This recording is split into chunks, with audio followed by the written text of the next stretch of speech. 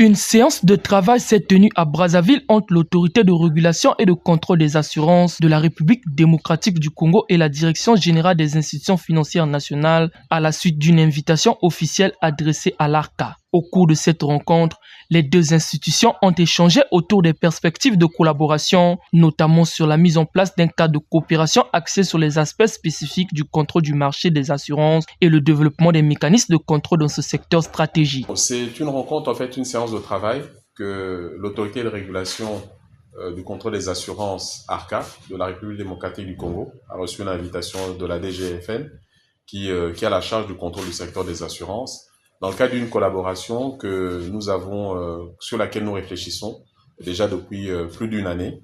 Vous savez que les autorités de régulation ont, sur le plan de leur fonctionnement au niveau international, dans les standards internationaux, puisque nous appartenons à la même association internationale, nous amène à avoir des projets de coopération et de collaboration.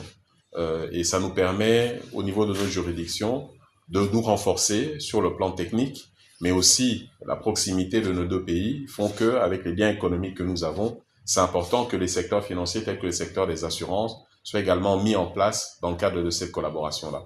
Les discussions ont également porté sur un échange majeur, la digitalisation. Un chapitre entier y a été consacré, tant ce sujet demeure au cœur des préoccupations actuelles du ministère des Finances. Les participants ont souligné l'importance d'intégrer les outils numériques dans les procédures de contrôle afin d'améliorer l'efficacité et la transparence du secteur des assurances. Alors nous étions très heureux d'avoir ces démarches proactives de la part de la DGFN, par monsieur le DG, qui, à l'occasion donc des visites au niveau de la République démocratique du Congo, nous a approchés pour qu'on mette en place un cadre de collaboration sur des aspects spécifiques de contrôle de marché et de développement du secteur des assurances.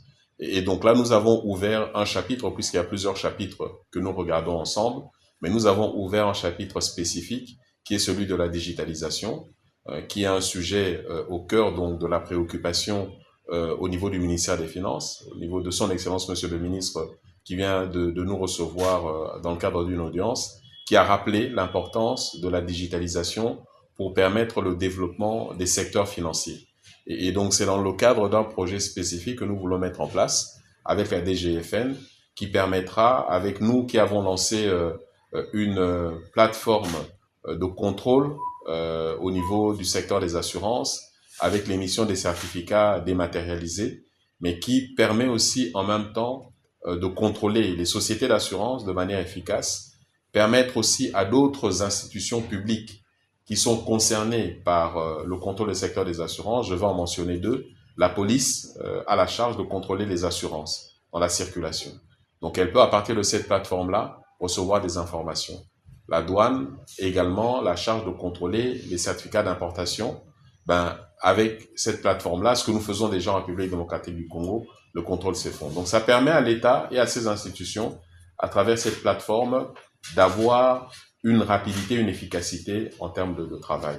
Dans le cadre de cette audience, la DGFN a rappelé que la digitalisation constitue un levier essentiel pour renforcer la rapidité, la fiabilité et la modernisation des opérations financières. Cette orientation s'inscrit dans la volonté des autorités de moderniser l'administration publique et d'assurer un meilleur suivi des activités économiques. Je voulais préciser que tout ce que nous venons de présenter avec le DG concourt à ce qu'on appelle l'inclusion financière, mais aussi l'inclusion sociale.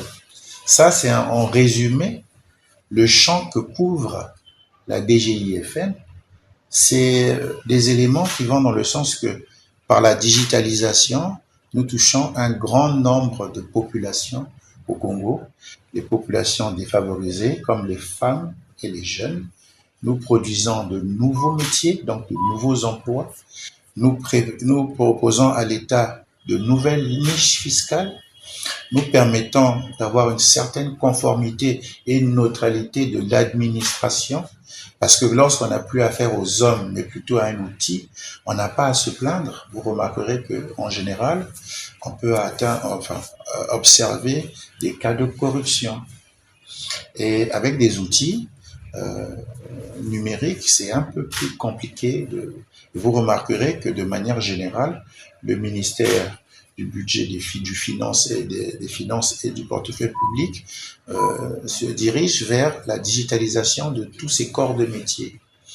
Et les régies financières, et le trésor, et tous ces éléments convergent vers ce qu'on appelle l'inclusion financière. Cette séance de travail marque ainsi une étape importante vers une collaboration renforcée entre l'ARCA et la DGIFN au service d'un secteur des assurances plus performant et mieux régulé.